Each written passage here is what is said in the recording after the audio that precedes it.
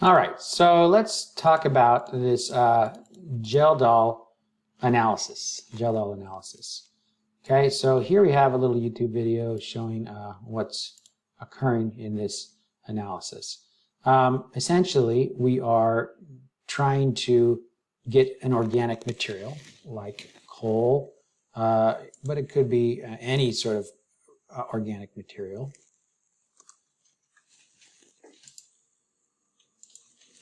Okay, and we put our organic material into our flask there, and we use some sulfuric acid to break up that organic material, and we also add a little bit of copper sulfate to the flask. Now, what this does is it's providing the organic material to liberate any nitrogen, all right? So once it's liberated the nitrogen, and you heat it until it's clear like that, then you add NaOH, sodium hydroxide, and that's going to take care of, excess NaOH is going to take care of any acid that you have in here. And then you, let's push pause here, and then after you have taken all acid out of this reaction here, we are going to heat this solution. So this is going to be a basic solution at this point because we've added sodium hydroxide. But we're going to heat it, and we're going to evaporate out any ammonia. So all the nitrogen which was in that organic material will have been converted to ammonia, and that ammonia which is in solution here will come out when we heat it. All right. Now, we have to have a little conversation about solubility, again, of different compounds in cold and hot solutions. We talked about this not too long ago. Do you remember? Yeah, I remember. So what if I have a solution that's hot? Does that dissolve, or is that going to dissolve compounds better, or is it going to make them precipitate out more? It dissolves them. That's right. It dissolves them. Now, that is for ionic compounds or molecular compounds.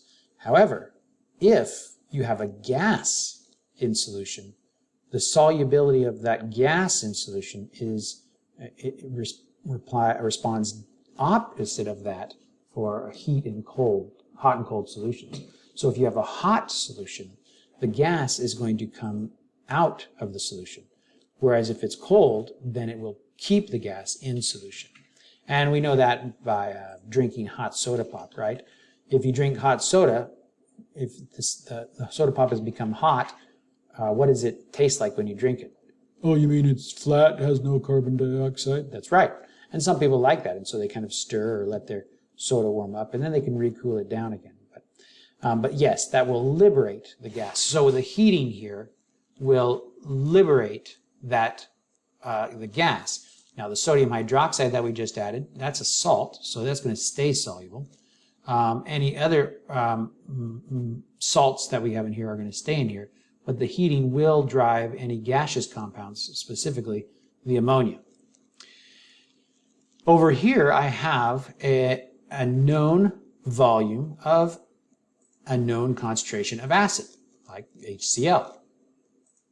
And as the ammonia comes in and bubbles through the HCl, the ammonia will react with the hydrogen in the HCl and create the ammonium ion, right? And that will occur until all the ammonia is gone. And hopefully I have enough HCl. If not, then I have to start over and have plenty of HCl. But I know how much HCl I started with, and then I continue until all the ammonia has consumed as much HCl as it's going to consume. And then I do what's called a back titration. And that's essentially going to titrate this HCl solution that remains. All right?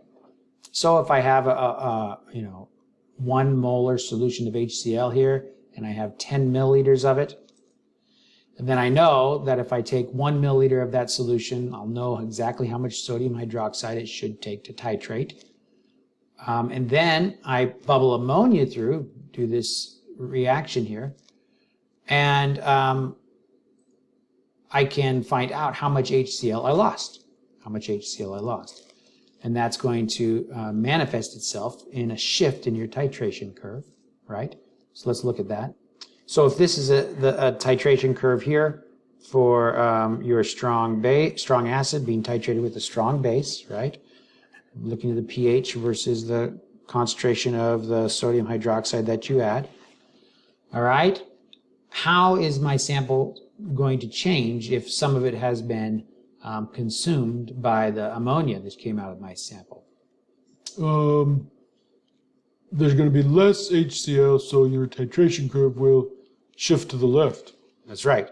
So I'm going to have a titration curve that looks like this now. And then this difference here is going to relate, because I know that my reaction is the NaOH plus HCl, right? So this difference here is going to relate to the amount of HCl which was consumed by the ammonia. And I can know that reaction as well, right? NH4 plus Cl minus. So I'm converting that gas into a salt. The salt is soluble in that solution, so it's going to stay in there. With the help of the HCl, that makes that soluble salt. Okay, so this CalGel analysis is one that is very popular, and probably of all your acid-base titrations is most likely to be used still. Okay, good. Now we're going to talk about EDTA titrations. Now, there are more than one chemical that bind metals very tightly, but EDTA is the most popular. And really, they're not EDTA titrations, they're complexation titrations. But you can refer to them as EDTA titrations because of the popularity of EDTA. So, EDTA is short for ethylene diamine tetraacetic acid, or EDTA. And this is its chemical structure right here, right?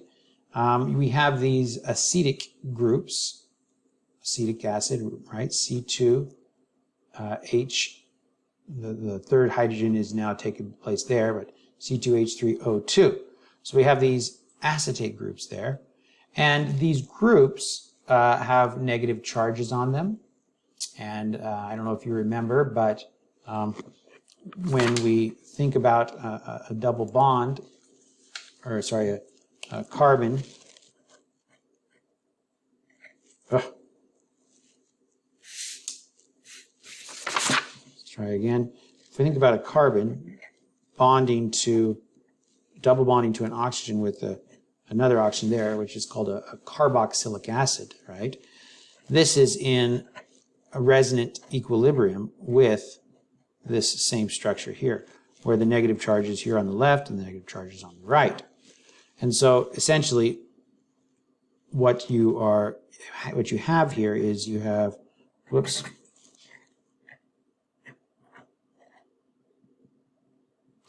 this kind of thing, where you have a partial negative charge on both sides. And so it becomes a fairly good stabilizing claw, if you will, to bind a metal ion.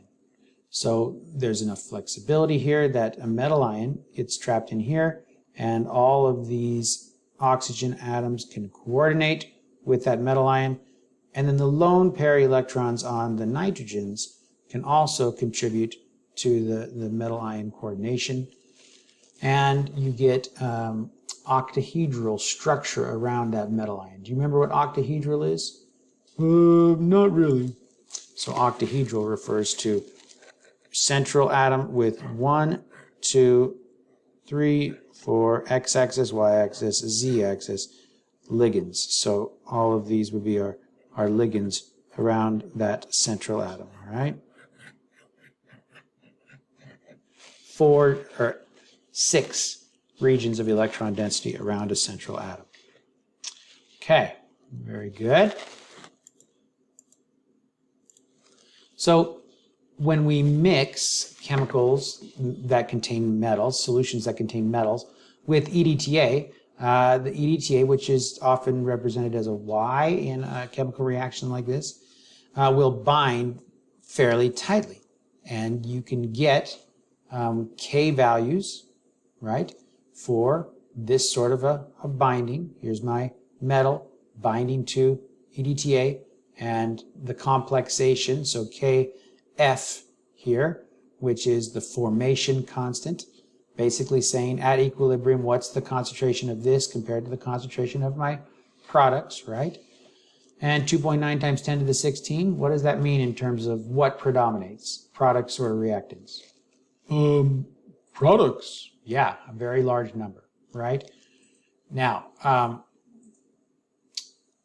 we have other ions bind with different formation constants, different equilibrium constants. Therefore, you can replace ions with other atoms, or so EDTA complexes with other metal ions.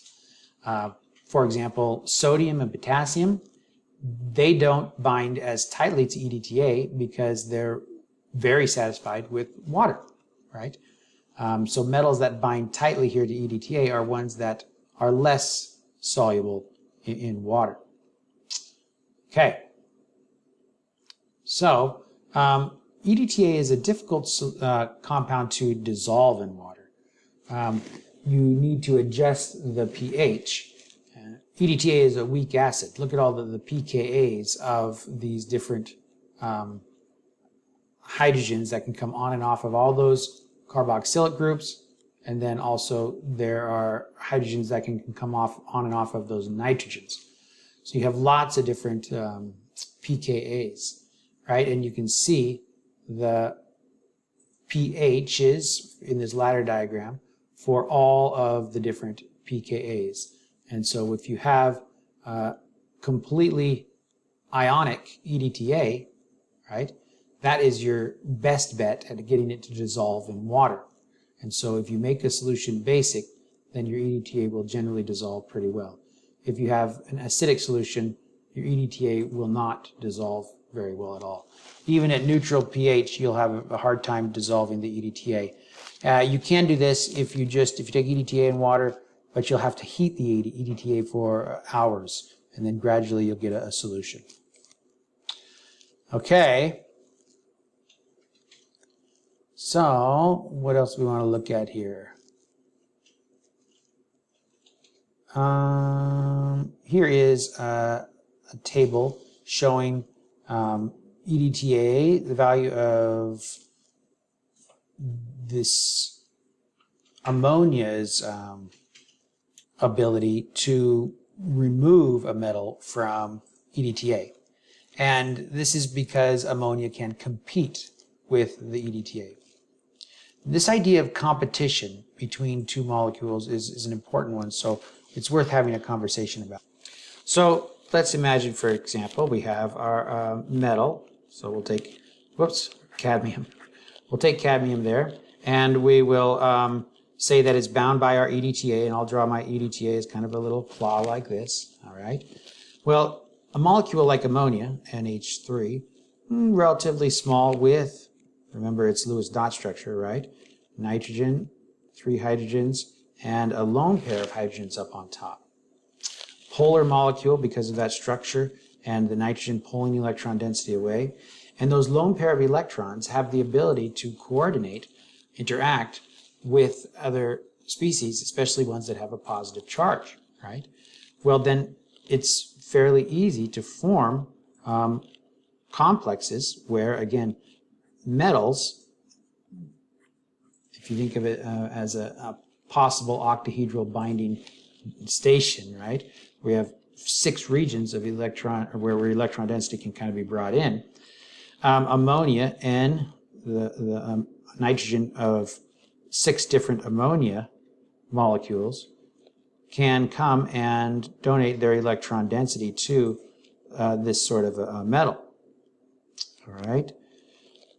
Now, this is a general model for competition between species trying to bind something. All right, this is applicable to EDTA, but it's also applicable to a lot of different situations. Antibodies have a general form that looks like this, right?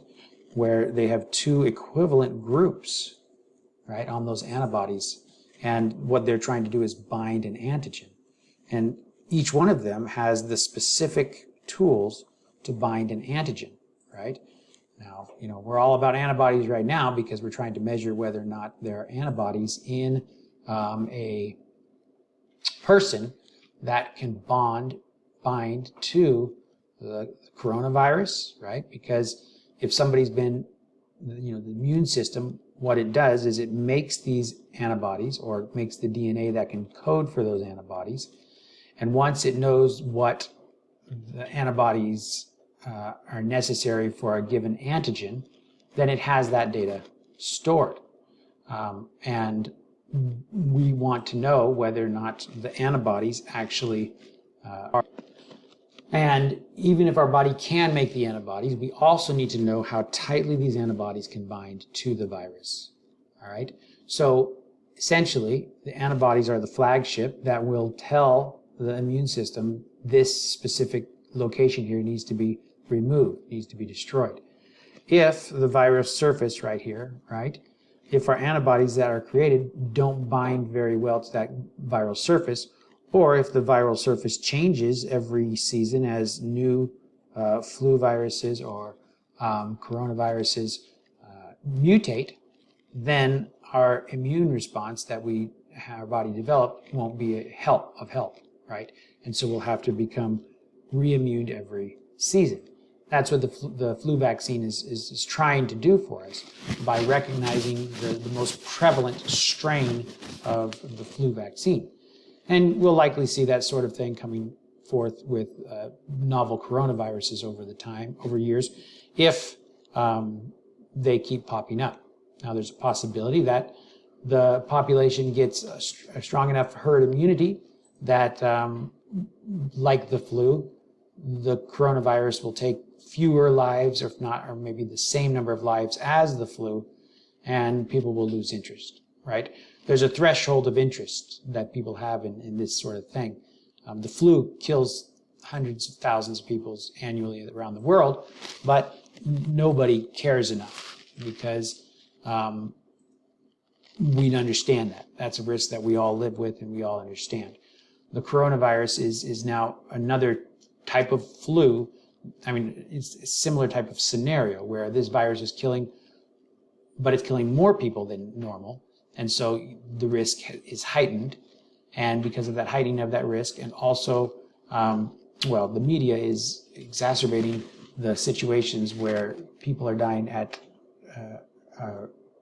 low risk populations, right? So generally, the flu will bother people who are very old or very young, and the coronavirus seems to be bothering mostly people who are very old, not very many people that are very young, but you hear about a few of them in the middle range as well. And so the media is capable of confusing the situation, and it's difficult to determine what the actual risk is. But anyway, nature has this same method of binding to a system, or it's not the same method, it's using the method here as well, because this is nature as well. But the two regions that are exactly the same allow it to find two spots to bind to, because this is always in equilibrium. So if I have my antibody here, and my antibody is binding to my antigen, all right, and I form an antibody-antigen complex, well, this is a reversible reaction. And so the antibody can come on and off, on and off. And if the antibody doesn't stay long enough, then it won't identify to the T cells what our antigen is that needs to be removed. So what happens is nature creates two of them to increase the likelihood of that stickiness occurring. And there's also a big deal in terms of the proximity, right? Because if this one leaves, and this one's right next to it and can come back on, then it's going to make this K value larger, right? The formation constant or the binding constant for this value here will be a larger value if they're right next to each other. If nature had decided that antibodies should look like this, where you have the two bonding, the two light chain regions, they call them, kind of bonding regions opposite sides of each other, then that would make it very difficult for those Ks to be large enough to be effective. So the proximity is an important thing there. This is a pattern that you see throughout chemistry, right? In chemistry, throughout the natural world, right? So it can't be overemphasized how important this is, this type of understanding of how molecular interactions work like this. So because metals can be coordinated by ammonia, for example, and ammonia is not the only one, if you take EDTA and introduce cadmium to it, you can tease the cadmium out of the EDTA by gradually increasing the concentration of ammonia. All right. And here's another example, which is a very, very common example for purifying proteins. So protein purification. Protein purification, we have a column, right? And we call this a nickel resin. A nickel resin. Now, when we want to make a protein... How do you make a protein? Well, yeah, it's a good question. How do you make a protein? What you do is you... we talked about this. If you took biochem, I talked about it briefly in Chem 105 lab a long time ago. But what you do is you take a piece of DNA for the protein of your interest, right? Your favorite protein, YFP, your favorite protein. Take a piece of DNA, you put it into something like E. coli, or maybe a mammalian cell if it's a mammalian protein. And you put it into some living organism, that piece of DNA. And then you introduce chemicals which will induce the E. coli to create the protein that corresponds to that DNA. And so the E. coli or the mammalian cell will become full of your favorite protein, right? And then you allow this to make millions of itself simply by putting it in some, nice broth that it likes. And then you have lots of those proteins, right? And then you can purify those proteins very easily. And the way you purify them is you lyse these cells. You centrifuge it down to get a rough purification because all the fragments here will be very heavy and the protein will be relatively light. And so then you'll get after you centrifuge it down, you'll get a bunch of cell debris. But up the top here, you're going to have the protein. You won't have just this protein. You'll have all the protein from the bacteria and your favorite protein as well. So now we have a solution here of all the protein. Most of it is my favorite protein because I told the E. coli to make a lot of it. So it made a lot of it. But still, there's other proteins in here. Now, how do we separate those two? Well, what we did was we put here at the end a special tag of DNA, which is called a his tag. And what that his tag does is means histidine. It's 6 or 7, 8 or 9 histidines, along 6, I think it is the typical number, number of histidines, which histidines have a nitrogen in them. So I'm just going to say R here. But the nitrogen in the histidine here has free electrons, which, kind of like ammonia, can bind pretty good to metal ions. And so on the nickel resin here, I have a metal ion. Now, the nickel resin itself is, again, nickel, but it's coordinated by a molecule of EDTA, which is stuck to a relatively large piece of plastic here or something to allow it not to flow through. So you have a filter here and all your little pieces of plastic which have this nickel coordinated by the EDTA, right? So you have millions of these nickels all being exposed on these little plastic beads. So this resin, right, this little column of plastic nickel resin, I can put my what we call supernatant, the top here, over this. And what will happen is the his tag here will, the histidines, there's 6 of them, right? So the nitrogens on the histidines will all try to compete and bind to that nickel that is being bound by the EDTA on our resin. Okay? And so the result is all of my protein will get caught up on this column. And then I can wash the column with water. My protein will get caught. All the other protein from the E. coli and wherever else will get run through. And in the end, I'll have a column full of water or buffer, whatever it is, and only my protein bound to that column. And then, how do you think I'm going to get it off the column? Could you add ammonia? Well, that's an idea. Add ammonia to get it to replace these nickels, right? So NH3, you could add lots of ammonia like that, and then they'll compete off because this is just a tail on the rest of the protein, right? This is just a his tag on the end of the protein. But we don't use ammonia. What we do is we use a solution of histidine, basically. It's not the whole histidine. It's just this little section right here. So we use imidazole, which is just that compound right there, and very similar to using ammonia. And the imidazole will compete off the his tag and allow your protein to come off in your imidazole solution. All right, and then there's this final purification step to remove that the imidazole from the protein.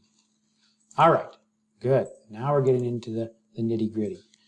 So essentially what we're seeing here is a table that shows that how at different concentrations of ammonia, your affinity constant changes, right, for different elements, different metal ions. All right. So in these EDTA titrations, there's a couple ways to monitor the amount of binding that's occurring, or how much EDTA was required. And typically, the most common way would probably be a back titration of the EDTA that's left over after you've added a nickel, or after you've added your metal, right? So you take a solution of EDTA, you add your metal, some of the EDTA gets complexed, and then you take a known concentration of a metal and keep adding that until all of the EDTA is taken up. Now, how do you know that all the EDTA is taken up? Well, some metals will change colors in the presence and the absence of EDTA, whether they're being bound by EDTA or not. And then there's some dyes that bind to metals, but not as strongly as EDTA. And those dyes will change color when they are bound to metal ions. So let's look at that for example. If I have a dye, one Irochrome Black T, Irochrome Black T is the name of a chemical. Calmagite is another chemical that in the presence of a metal ion, like if I have magnesium, right? Magnesium 2+, the EBT, Irochrome Black T, and the Calmagite, when they bind to it, they give you a color, like a blue color. Actually, I think, well, that's fine. Purple or blue. And then when you mix this with EDTA, the EDTA has a stronger affinity for the magnesium. And the result is you'll get an EDTA magnesium complex, and you'll leave behind the Irochrome Black T, right? But this one will be a different color now because of the different, there's nothing coordinating to it. Okay? So,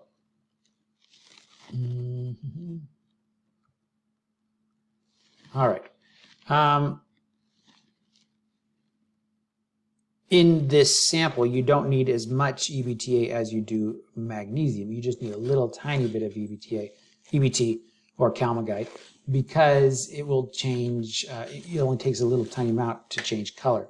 And the EDTA will bind all the magnesium that's not bound to the dye first, and then at the end it'll take the ones that are in the dye last, because they're bound, and so their equilibrium is occurring as well. But EDTA's equilibrium occurs much slower, so after it takes the magnesium won't be around enough in a high enough concentration to keep that color change. Okay? So here is our calmagite, for example. The red is prior to the endpoint of the presence of magnesium and indicator complex, and this is for calmagite, so the colors are slightly different. And B is the purple of the titration's endpoint, and C is blue after the endpoint due to the presence of uncomplexed indicator. All right. Now these titrations can be used in a spectrophotometer. You can look at the spectrophotometer and the change in the different peaks. This peak will be slightly different than this one and slightly different than that one. So you can use a spectrophotometer to watch the color change. So look at absorbance at different peaks, right, as peaks change. Another titration that, well, that the word titration, we have to make sure that we recognize, because we're getting into a range where we're just talking about different experiments. Methods for monitoring an amount of a material can be considered a titration. So before, the word titration, we think about acid base, pH, that sort of thing. But now we're getting into the realm where a titration doesn't mean just acid base, and it doesn't mean just adding titrant to one compound to another. You can just perform an experiment where two things react and monitor a change, and it's still a titration. So you don't want to think of the word titration as simply being acids or bases. Okay, let's look at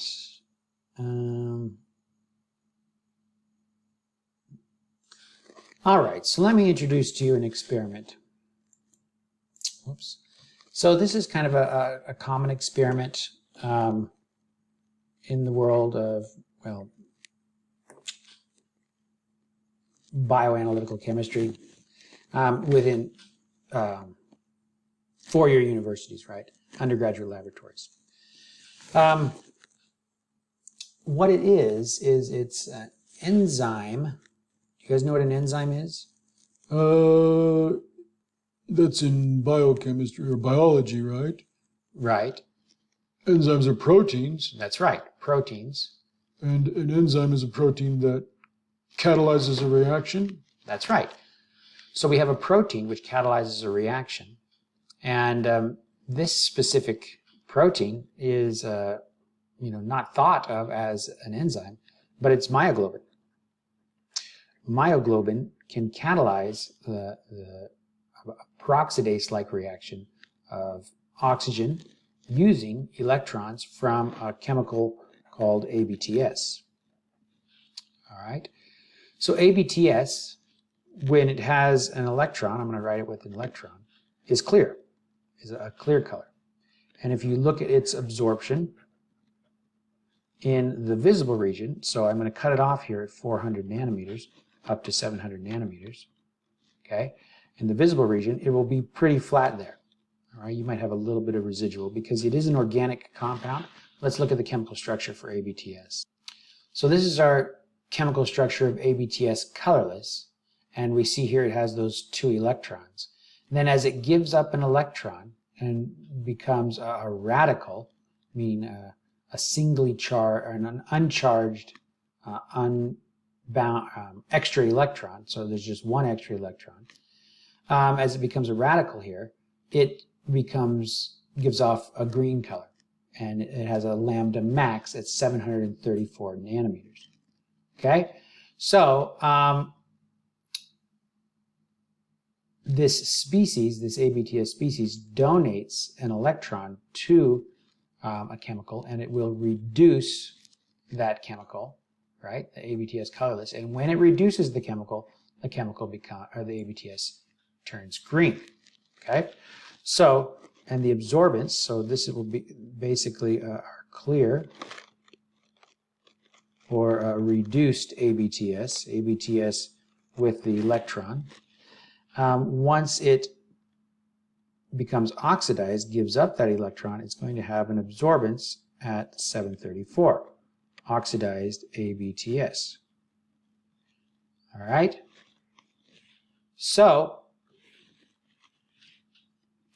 the myoglobin, right, which we'll draw as a little something like this, has a heme molecule. Now you've heard of hemoglobin, and you've probably heard of myoglobin as well, but myoglobin has a heme as well. And what's in the middle of the heme, do you know? Iron? That's right, iron. And so we have an iron atom, we'll just draw it like that. An iron atom, it's oversized, but it's embedded here. And what happens is oxygen gas comes and coordinates to that iron. And so you get the iron atom, and you get your oxygen gas coordinating to that iron. And when that occurs, that binding loosens up this oxygen-oxygen bond. And ABTS comes along, can donate an electron, and then hydrogen from water or from other sources. Usually you have this at a buffered pH, so there's some hydrogens around. But the ABTS will donate the electrons. That's what we really don't have. And the hydrogens come from the solution. And then you can create either hydrogen peroxide here or, I'm sorry. This isn't coming as oxygen. This is hydrogen peroxide, but the oxygen binds, but it's hydrogen peroxide. And then the hydrogen peroxide breaks down to water and oxygen gas. Water and oxygen gas. So we have a chemical reaction in which we have hydrogen peroxide being reduced by ABTS to form water and oxygen. And this is the ABTS reduced form. This is the ABTS oxidized form. So we'll just put one electron there. So this is the oxidized, this is the reduced, this is clear, and this is green. Okay? So as the reaction occurs, you put a little bit of your myoglobin in, a little bit of your clear ABTS. You have to have a buffer too. We want this buffer to be about pH 8, so we use a tris buffer usually. Tris, you can look up what that means. It's a compound, and it's called a Good buffer, named after, I can't remember his first name, but a Professor Good who found a handful of organic buffers which were very compatible for biochemical reactions. So we have this tris buffer, we have our ABTS, clear ABTS, oxidized reduced ABTS, myoglobin, and then at the end, the last thing we add is our hydrogen peroxide, and then as soon as we add the hydrogen peroxide, the solution, which was colorless, will a peak here will grow, right? Peak here will grow, and we can monitor.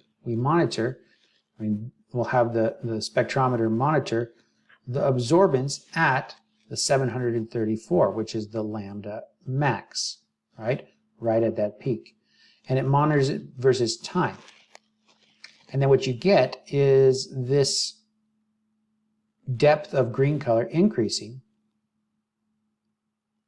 And then the rate at which it increases slows down, because as you get, as more and more hydrogen peroxide is consumed, more and more ABTS is consumed, their concentrations decrease. And so it won't stay first order. We call it a pseudo first order reaction because we apply it, we give it enough to give it a constant rate to start off with. All right.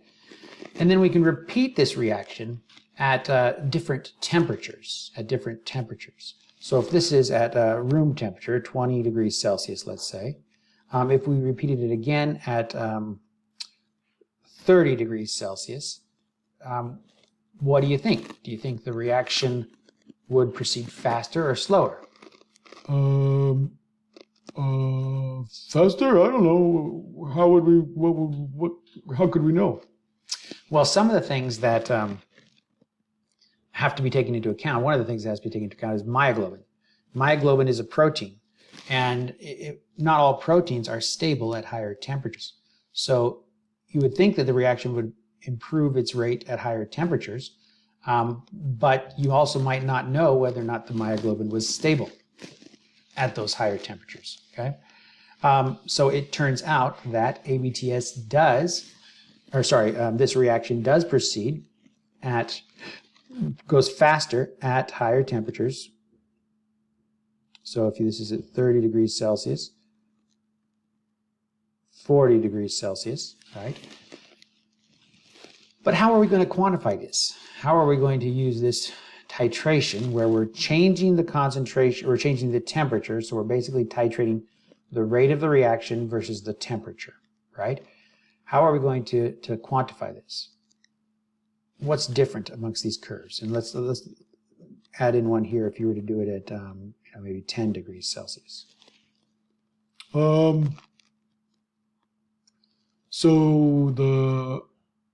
you could look at it looks like it's getting higher each time.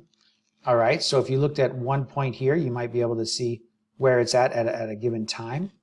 All right, that's fine. That becomes a little bit tricky though, because oftentimes you don't start exactly perfectly, right? But what you can do is you can look at the rate of what we call the initial rate of the reaction. And if you just plot the initial rate of the reaction, so again, if we just plot absorbance versus time, and we just look at that linear initial portion, and we plot, we fit a line to it, y equals mx plus b. The slope there, then, will tell us how fast the absorbance is changing versus time, which is showing us how fast the ABTS is reacting versus time, which is also thus showing us how fast the hydrogen peroxide is reacting. And we didn't write in here myoglobin, that is the catalyst for this reaction. So it's telling us how effective the catalyst is in this reaction. All right, so that m value there, that slope, is our number that we can get. So we can monitor the slope at 20 degrees Celsius, we monitor the slope at 30 degrees Celsius, and at 40 degrees Celsius. Now they're not going to all have the exact same length of time that they can react, right? Because one like this will run out maybe a little bit sooner than one like this because it's reacting more material faster. So you want to take them in a region here where they are all linear, right? And so you just take the linear regions for the different solutions. Let's throw in here the 10 degrees Celsius, right? And then you plot the slopes of those lines, which is the rate of the reaction as you've changed the temperature. All right. And the interesting thing about this experiment here is that as you increase the temperature, the rate, first of all, it's interesting that the rate actually increases, because you would think that the myoglobin is a protein. It's not going to like temperatures above body temperature, right? So you need to, if you get 40, 50, 60 degrees Celsius, how's it going to respond, right? But what we see is that as we go from like 10 degrees Celsius up to about 90 degrees Celsius, all right, what you see is you see an increase like this, and then you see a decrease like that, right? Which, I don't know, how would you interpret that? What would you say is actually occurring there? I don't know. Well, let's see. It looks like the enzyme works better at higher temperatures, but then at some point it stops working. That's right.